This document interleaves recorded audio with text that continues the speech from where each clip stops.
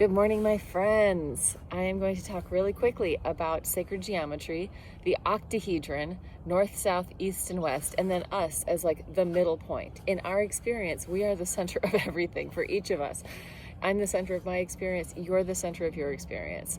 So if I want to center myself in the octahedron, I can just find a point above me, a point below me, one point to one side, one point to the other side, or points this way, one in front and one behind. So I've got forward and backward, forward and backward. If I do it on each side of my body, I'm balancing myself out. It doesn't matter if you do this order in the way that I'm doing it, but if you find this relationship to the up and the down, the vertical, you have your point above and your point below. Find the relationship to the side, you have your point on one side and your point on the other.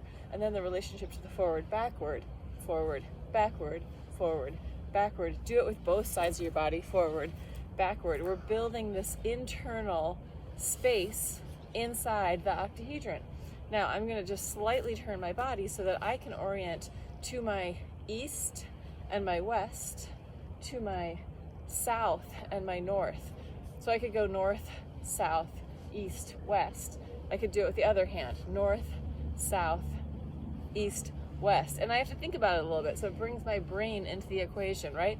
I'm placing myself as the center point inside of my octahedron, which is a platonic solid. So this is just one way of layering these systems together and finding ways to create ritual for yourself. Like, I can wake up and orient myself. And I have spent time doing this. It's even in, what is it?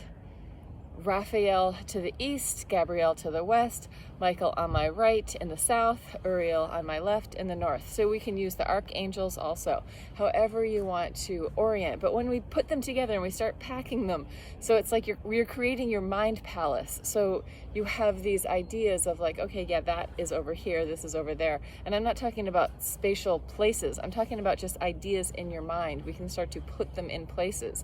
And it helps us like create memory, like, oh, I can take this, and if I add a body gesture to it, it is easier to remember than if I just do it by itself.